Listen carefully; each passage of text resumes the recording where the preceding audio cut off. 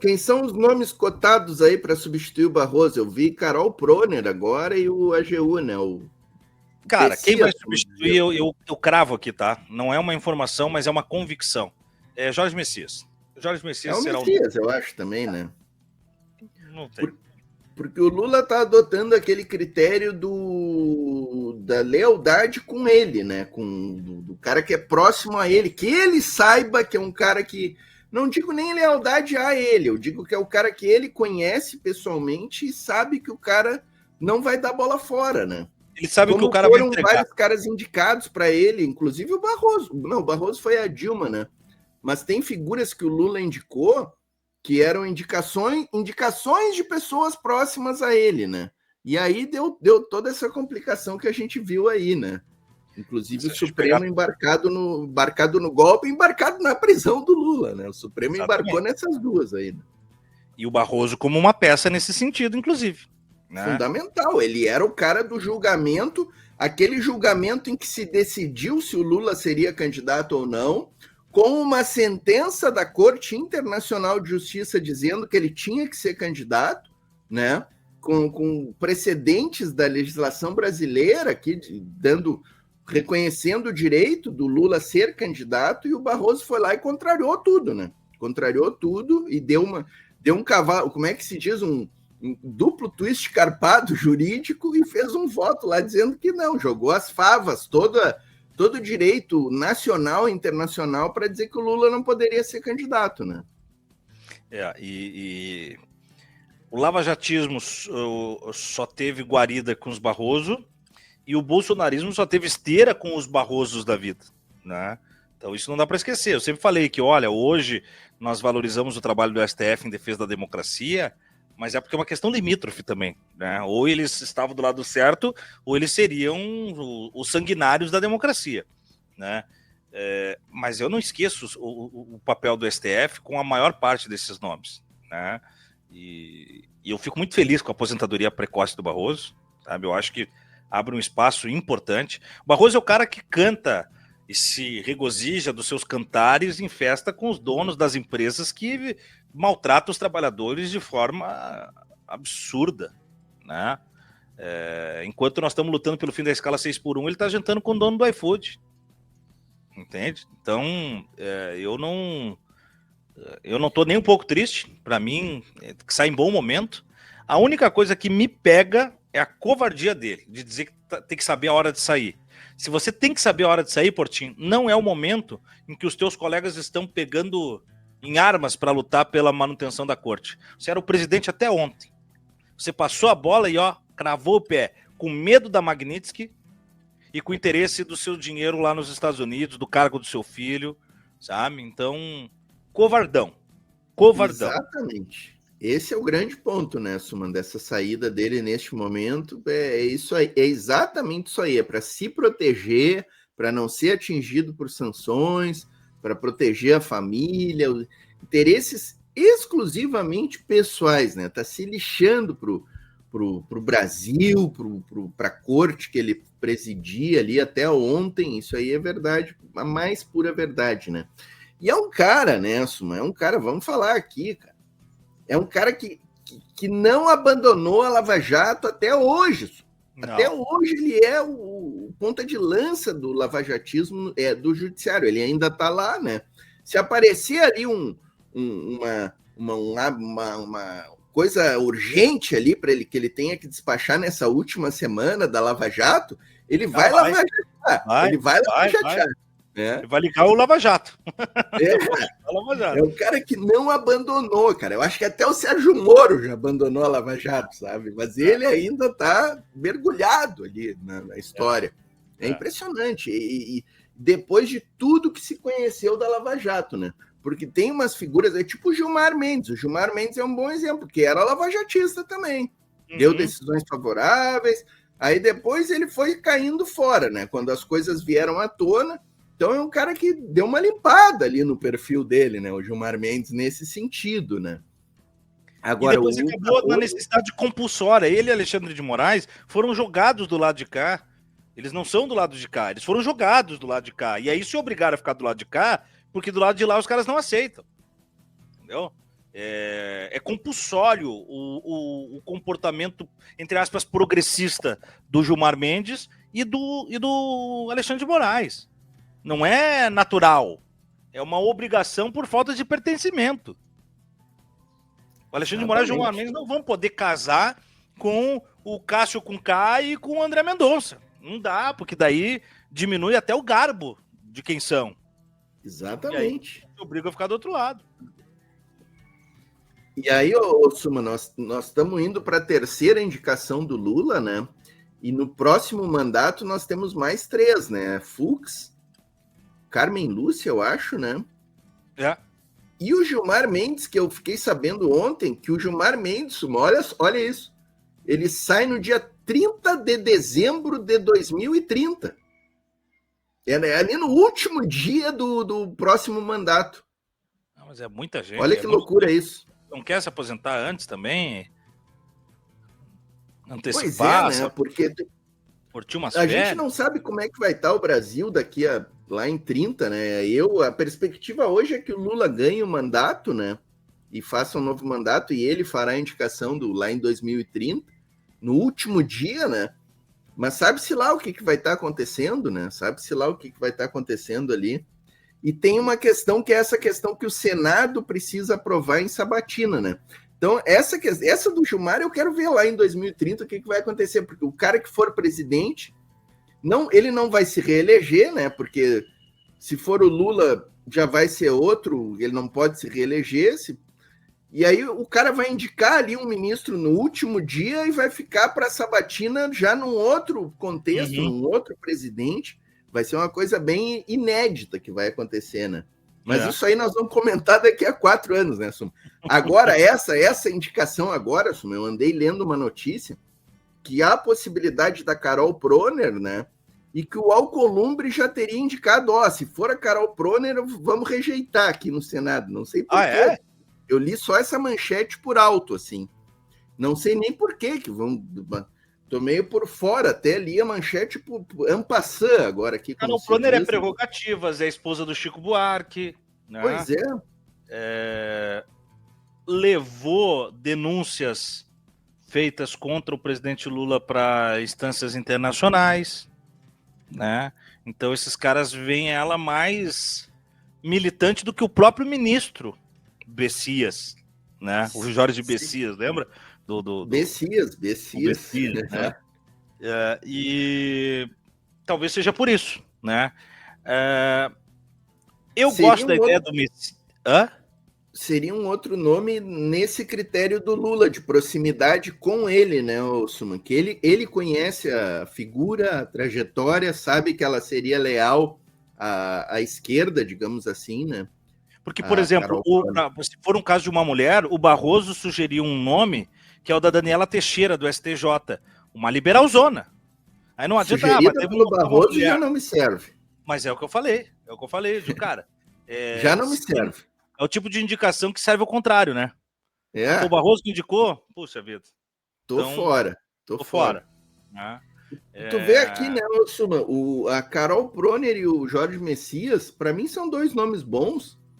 Eu tenho algumas restrições da Carol Proner, acho que é um pouco liberal demais para o meu gosto, mas dentro do contexto aí, o meu sonho é uma que é aqui, né, Suma? Meu sonho é uma mulher que fosse aqui, ó, estrelinha vermelha, né? Mas é difícil no momento atual aí tu imaginar que vão indicar alguém estrela vermelha para o posto, né? Então, no contexto atual, acho que a Carol Proner seria um nome bom. O Messias também, eu acho que é um nome muito bom também, né? É um cara comprometido aí com a esquerda toda a vida dele. O Messias só tem um ponto que eu acho um pouco negativo. Ele é um cara conservador, né? É conservador no Moraes. E se juntaria ali com o Zanin numa bancada, digamos assim, uma bancada progressista conservadora. Como é que nós vamos denominar essas figuras aí? Porque né, são caras que têm compromissos com valores, né, importantes, mas são conservadores ali na pauta moral, né? Mas enfim. Eu te confesso, do Messias, o que me chama atenção só a boa posição dele sempre que possível com respeito aos trabalhadores. Ele sempre teve um posicionamento muito claro e correto com relação a isso. A questão da fidelidade, dessa proximidade com Lula, né? Ele é o cara que, né, ele é construído por Lula, ele é construído um ministro, um cara, porra, ele é jovem, se você parar para ver, para essas aspirações e tudo, e o Lula foi talhando ele, né? Foi modelando ele. Mas eu, particularmente, eu tinha outros nomes que eu preferia, tá? Pedro Serrano seria o meu preferido. Pedro Serrano seria o meu preferido. Para mim também, esse é o grande nome, né? Que eu gostaria muito, porque é um cara. Tem gente que cita o Kaká, eu acho que não é a do Kaká, eu acho que o Kaká, sabe? Kaká não, Kaká eu não gostaria de ver ele no Supremo, porque é advogado de empresário, de. Não, e tem uma fanfarronice ali, uma coisa que eu. Deixa essa fanfarronice embora com o Barroso. O Barroso já é fanfarrão demais pro meu gosto, tá? Porque eu vou te dizer, eu não gosto nem um pouco, tá? Dessa coisa do Barroso cantor, do Barroso perder o mané. Eu acho que não casa com a liturgia do cargo, né? Eu acho que demanda um pouco mais de sobriedade, tá? E menos pavonice. É muito pavão. Eu queria o Pedro Serrano, tá? Mais do que Lênio Streck, mais do que eu vi alguém citar o Lênio ali, o Gabriel Santa Rosa, o Lênio também. Eu acho que o Pedro ainda tem mais material do que o Lênio, tá? Eu acho que o Lênio seria o Pedro seria o cara. Eu também gostaria mais de um Lênio do que do Serrano do que do Lênio, né? Eu também. A Letícia Fontoura falou aqui, ó, conservador de esquerda, né? Existe os conservadores de esquerda. Mas uma questão, né, Suman, que sempre vem à tona quando libera uma vaga no STF, né, é a questão da mulher negra, né? E eu tô nesse barco, tá, da mulher negra. Gostaria demais de ver uma mulher negra, mas não qualquer mulher negra, né, gente? Aqui a gente não pode ser Joaquim Barbosa, né? Mulher negra indicada pelo Barroso não me serve. Ou seja, mulher negra liberal, para mim, não serve. Mulher negra que não tenha compromisso com a classe trabalhadora não me serve. Claro. E aí eu vou dizer assim, ó, nós temos mulheres negras com trajetória, com compromisso com a classe trabalhadora, tá? Aqui é uma questão de vontade política, sabe? Eu acho que o Lula podia dar essa cartada, seria fantástica, cara. Botar uma mulher negra raiz, de compromisso com a nossa causa aí da classe trabalhadora, sabe? Eu acho que eu acho que essa cartada vem nas 3 indicações do mandato. Eu acho que nessa do Barroso agora, pela conjuntura do momento, ele vai botar sabe o peixe garantido? Por isso eu preciso.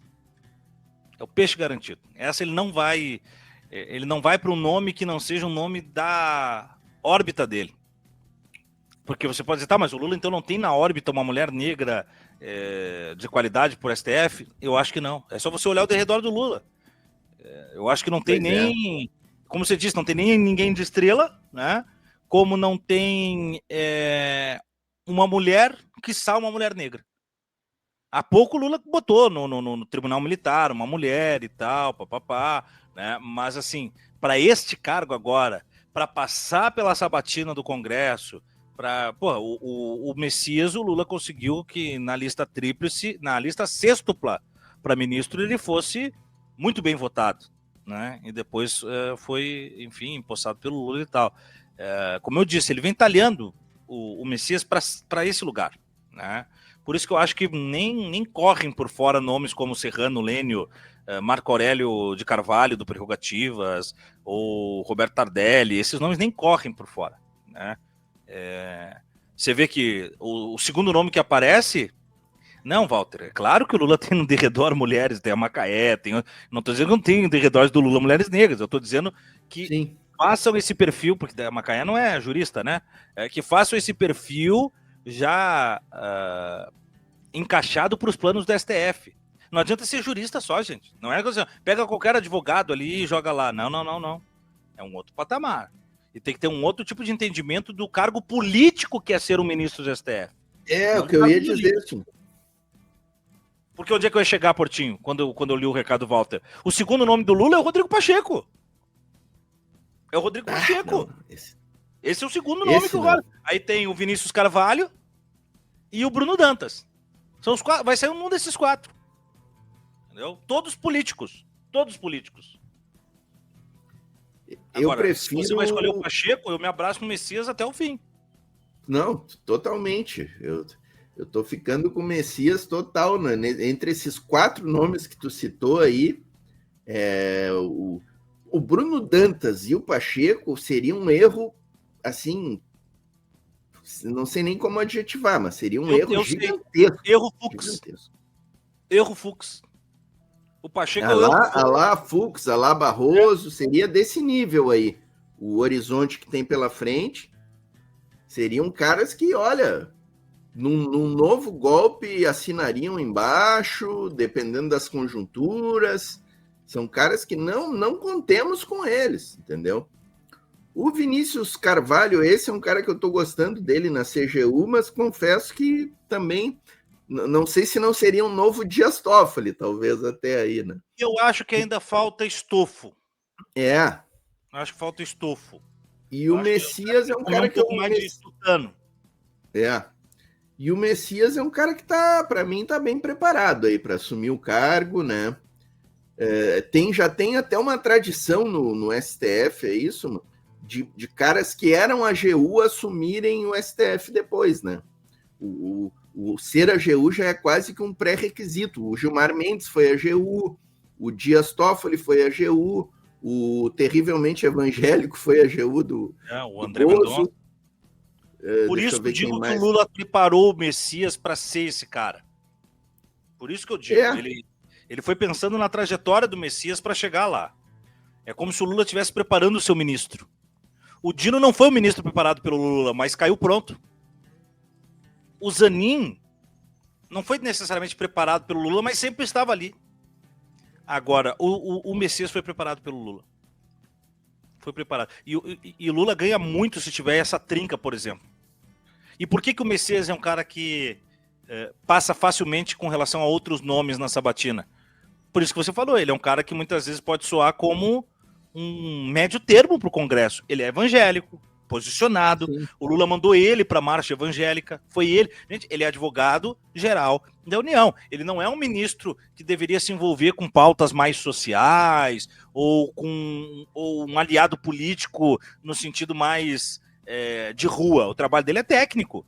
E mesmo assim, quando teve a marcha evangélica, o Lula mandou ele, porque dialoga diretamente com os evangélicos. Ele tem certa referência, inclusive, no meio. Né? Então isso pode fazer com que o nome dele tenha menos resistência. Não, e politicamente a indicação de um evangélico para o STF pelo Lula. Pô, isso aí é um... Né, buga os caras. Na véspera da eleição...